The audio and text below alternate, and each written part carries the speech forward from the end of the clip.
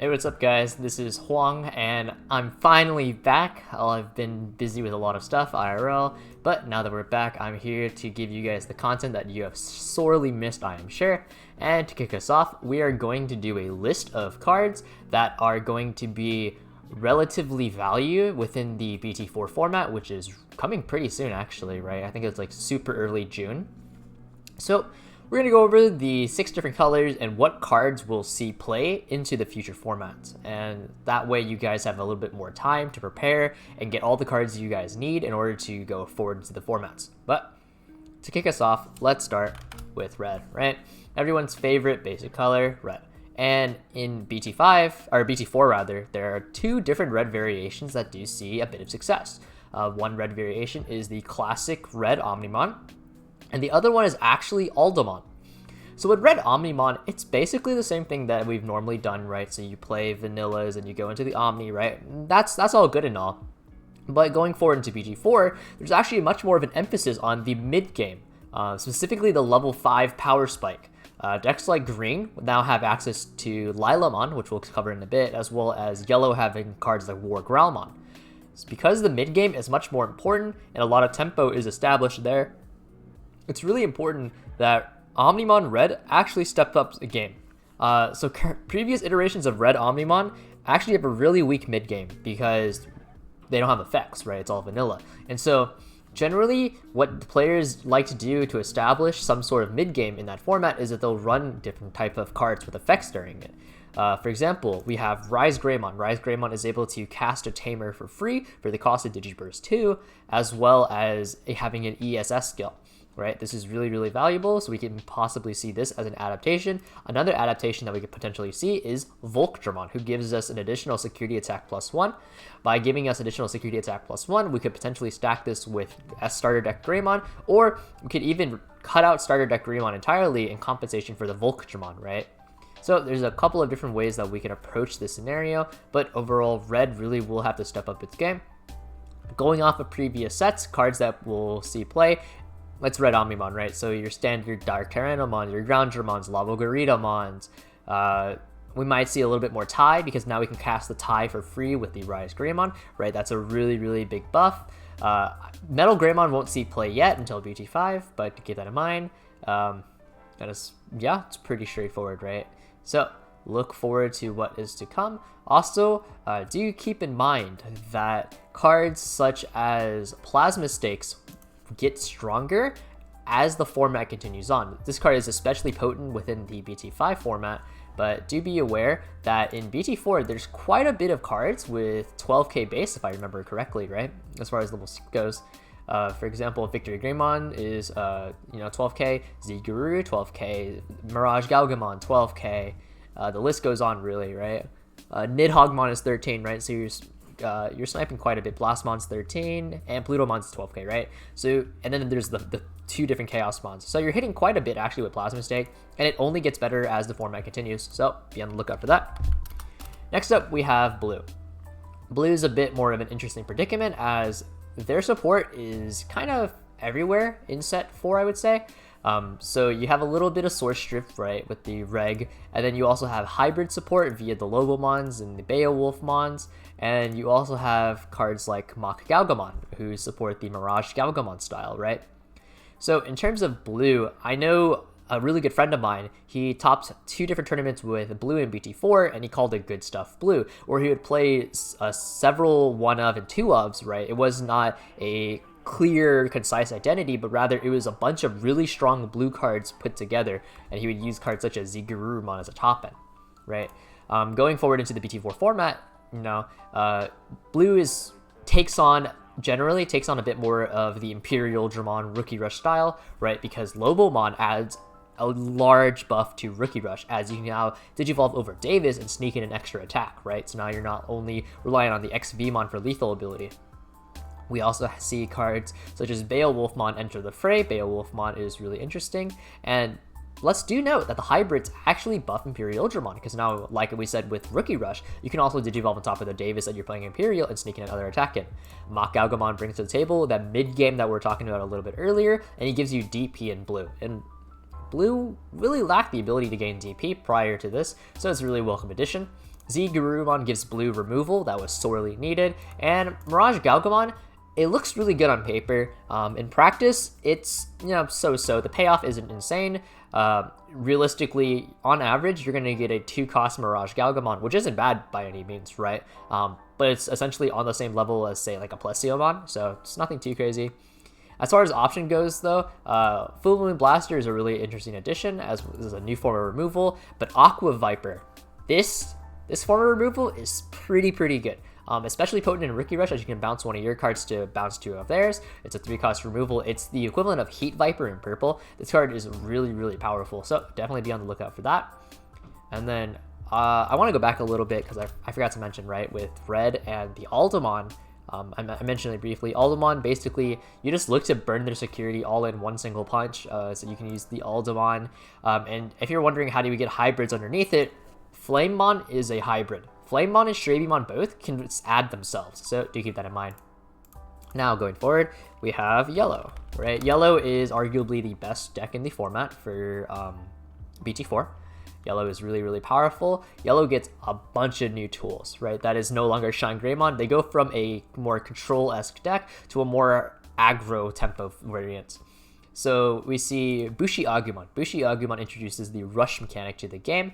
Well, just in general, rush mechanic is introduced in the BT4 format. But Bushi Agumon for 5 cost is able to slam down and swing on the same turn. And if you remember, we actually have a couple of cards that allow you to call cards for free during the battle phase, right? For example, there's Angelwomon. Angelwomon is, if you have 3 or less security, you can call a yellow Digimon for free. There's also the Magnadramon. On attack, call a yellow Digimon, all this is level 3, right, for free. So if you call Bushi Agumon off of these effects, well, bam, that's a free swing. That's an additional swing. Okay, and if you want to proc it easier, War Greymon, not only does he restand, but he also reduces your own security. So now you're able to trigger cards like Angelwomon, and then you're swinging twice. Angelwomon is not once per turn. So you can call 2 Bushi Agumons, or you can call whatever you want off the Angelwomon, but you can do it twice. War Greymon is the deck to beat in the BT4 format. War Greymon's actually really insane. We see Yellow finally gets a 1-cost evolution in blocker, aside from Turimon, and Pidomon. Pidomon is a huge buff, because now we're consistently seeing that 1-cost evolution. War Growlmon is, like I was talking about, it's insane mid-game because it's minus 4k, and War Growlmon, Digiburst 2, minus 4k, and then we go, bam, Best Friend Slash, minus 8. That eliminates almost every single level 6 in the game, except for Nidhoggmon, Ancient Greymon, and Ancient Garurumon, and Blastmon. But yeah, so Slash plus War Growlmon is huge, like super duper huge. Like, I think Slash is like probably ban worthy or hit limit worthy, right? Like HPD kind of level. It's so insane. Slash plus the Chaos Mons as well, super huge, because that's minus 8 and then minus 7 twice, like crazy. And then we also see cards like Blinding Light. Blinding Light is insane. This is basically the equivalent of Vulcan Hammer or HPD that we see for Yellow. It's minus a security, which again leads to the whole Angelwomon, right? And then you gain 2 memory, so now you can't memory choke Yellow because, oh, we're at 1. Blinding Light, War Greymon doesn't pass the turn. Huge. As well as, TKs and whatnot. And then we see Lucemon. Lucemon is a really interesting pickup for the Yellow. Lucemon is really good because we can call it for free, right? So we don't have to go abide its large play cost. And then we get a free recover. So really good stuff. Going and looking back rather into previous sets, Upamon is really good if you want more draw power, because this is relatively easy to proc with both Blinding Light and War Greymon. However, Coralmon is also a really good addition because that minus 1k does come up a lot. Sometimes opponents will have 7k, sometimes you want to snipe 2 different bodies. There's a lot of situations that this would come up in. We see cards such as Salamon and Gatomon also receive value for the same right as Upamon, and we do see interesting adaptations. So we have seen variations of Shine Greymon also perform well going forward into that BT4 format, because if you don't know, Rise Greymon is also a yellow Digimon. So now you can do a double Rise Greymon, or now you can do a Rise Greymon that works during main phase, so now you can shelter it in raising area, right? So Shine Greymon actually gets some pretty cool buffs. This Shine Greymon, he's new, he's interesting, he's kind of a finisher, but he's a bit clunky, so he's so-so. Overall though, War Greymon Yellow is definitely the deck to beat. If you are looking to, go huge in the BT4 format, I would highly suggest investing in Yellow when you can. Up next, we have green, and green actually gets a huge buff, right?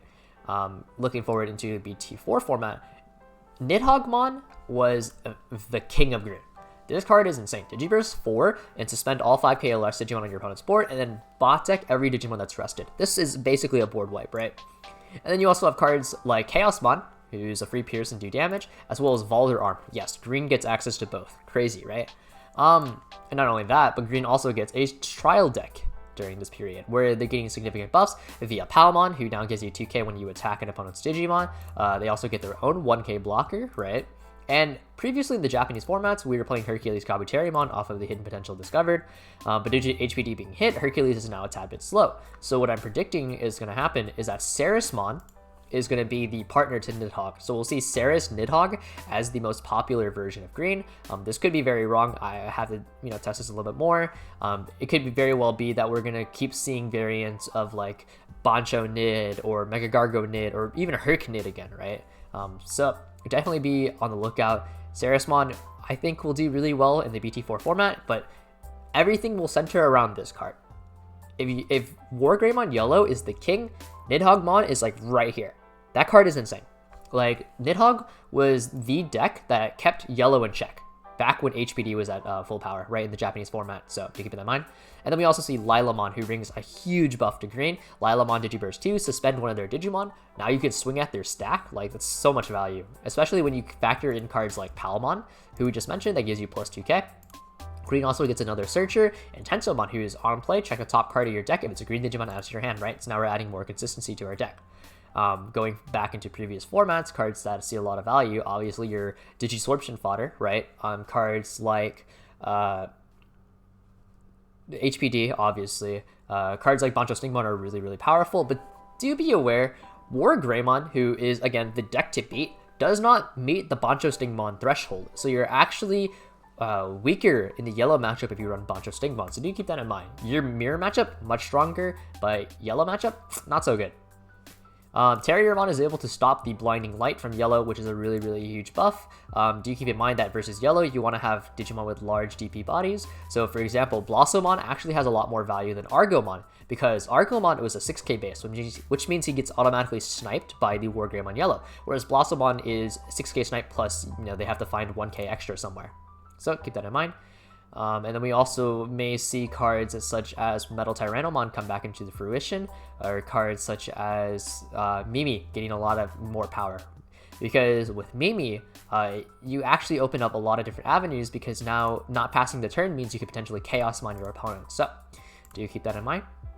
Green, I think, is going to be the hardest to deck build going forward into BT4, because there's so many different avenues that you can go about it, especially since it's such undiscovered territory. There is no pre-existing data for it going from the BT4 format in Japan, because that format was cut relatively short. So in the English format, we will have to experiment quite a bit.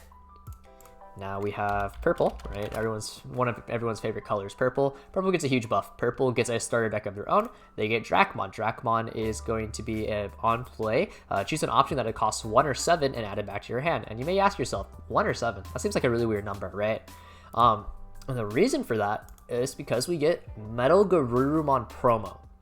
Metal Garurumon promo is going to be in the dash pack for our English, and his ability is main phase Digiburst 2, cast an option that costs 7 or lower for free. This means we can cast Trump Sword, Nailbone, which we'll get into in a second. We can cast Necrophobia. We have a plethora of options that we can cast for free. And so Dracmon is good at retrieving those cards. 5k Elecmon is really good because we can revive this for, relatively cheap, right? With cards like Grizzly Wing and such. And then we get a free 5k beater. That's huge. Devimon is a 1k blocker, 1 cost blocker, right? That's also really good. And then we get cards such as the Nailbone that we mentioned, play a level 3 and 4 purple from your trash, right? Melga, or Metal Garurumon Black, plays that for free. That's nuts, right? If you have 2 of these and you can cast them both, crazy. And then Deathclaw. Deathclaw is also really good. Deathclaw allows you to delete one of yours, to delete one level 4 on their side, so you can proc your on-delete effects and such like that. Really good card. In BT4 format, looking forward, we have the Plutomon variant, right? I think Plutomon is really cool. Personally, I'm going to play a lot of Plutomon. Plutomon is draw 2 on Digivolve, and then you can cast a level 6 or lower option for free. So unlike Black Metal Garurumon, Plutomon draws you 2 and is on Digivolve, right? So the difference between that is Black Metal Garurumon is less consistent because you don't get that draw 2, but the higher ceiling because you can cast 7 and below, which means Nailbone and Trump Sword are available. Whereas Plutomon, you have a little bit more consistency, but the downside is that you have less pool to draw from. But what good 6 option do we have? Hell's Gate. Hell's Gate is Trump Sword, except it only deletes level 6 or higher. So do keep that in mind. It's a give and take balance. You have to decide which more you value. And then we'll also see Anubismon. Anubismon is a deck that when you Digivolve into it, you may revive a level 3, and any Digimon revived gets Rush, so the ability to attack on that same turn. Do note that Anubismon does not specify a color when he revives one, so he can revive Lucamon and then get the heal 1, and he can revive many more cards. So a lot of really cool stuff you can do with the Anubismon, and yeah. And we also see cards such as the Don Devimon. This is actually played in some variants of Megazoo, right? That's really cool. And then we also see cards like Neo Devimon, who is potentially good against shutting out Tamers. Going back into previous sets, we see that the 2 of the 3 potentially meta purple decks are option based. So Lady Devimon actually receives a lot of value, not only being able to draw 2 so you can cycle more, but also potentially kill 1 level 3 off when you cast an option. We also see that Lilithmon potentially also has a lot of value because, again, option purple is coming to fruition, and so Lilithmon receives a bit of a buff via that. And going a bit further, Millenniumon's a really good pickup because that's a top end onto your level 6 purples after they've casted their options for free. And cards like Trump Sword, Heat Viper are, again, really good. So let's keep that in mind, yeah? And then finally, Black. What does Black get in BT4? Well, Black gets Blastmon. Blastmon is a really interesting card. He costs 3, he's a 13k base, and he has built-in security attack +1. But when he attacks, your opponent can actually use one of their unsuspended Digimon as fodder to fodder off the attack. So it feels really bad. And so instead of Blastmon, we actually resort to using Black War Greymon Promo, who Digiburst 2 during your main phase, it can restand. And what do you combine with this? Zubagon Punch. Give that Digimon 3k. If the Digimon has 16k DP or more, he gets Blocker, Reboot, and Security Attack +1. Ideally, the idea behind it is that you use Zubagon Punch on Blastmon, but in practicality, it doesn't have piercing, so it's like so-so because you can just get chump blocked. Black or Greymon cannot. So you can just swing up to 3 times with +1 security attack. That's super huge, right? And so I think that's going to be a really popular variation of Black. We might also see the D Brigade variation, whereas they just spam a bunch of board. I think this variation is so-so. I think it's very reliant on RNG because you have to top deck the Commandramons. Going back into previous variations, what cards do we expect to see coming back into the BT4 format? Honestly, it's kind of awkward because Black in BT4 is very much so you're either going D Brigade and trying to, out aggro your opponent, or you're just trying to blow them out of the water with the Black War Greymon promo. There's not really too much in it. I mean, like, obviously there's cards you would use, like Toy Agumon, for example, Greymon, Metal Greymon, right? These cards are good. But I think if you're playing Black, you've probably already invested in Black by this point, right? Black is not a popular color, which means that it's going to be relatively cheap. So I don't think there's any danger or need to pick up Black in a rush, right? I definitely would suggest playing the deck first and seeing how you feel about it. And of course, Black gets access to Chaosmon as well, which is a really huge buff. And they get Izzy, which is an alternative to Tai, which gives you the ability to not only stack your top 3, but also potentially +1 memory. And the last card I wanted to mention, because I forgot to mention it, Grand Kuwagumon. Grand Kuwagumon promo is the promo for green alongside the Black War Greymon and Black Metal Garurumon, and it gives you security attack +1 for Digiburst 2. So you can potentially just super stack one Digimon, swing, deal all their security, go into Chaosmon, and finish the rest of the security. So potentially you enable one turn kill green, which is also potentially a really good variation of green. And of course, that's just the main 6 colors. There are obviously a bunch of other decks within the format, like Cerberusmon Turbo, Rookie Rush, and Megazoo that could see a lot of play. I might do a part 2 to this video for the more niche decks, but overall that covers the main colors and what cards to expect to hype up in the BT4 format, what cards you may want to pick up. If I forgot anything, right, just let me know down in the comments. Feel free to ask questions and I'll try to answer everything. So thanks for watching, guys, and hopefully you found this video both entertaining and educational. Thank you.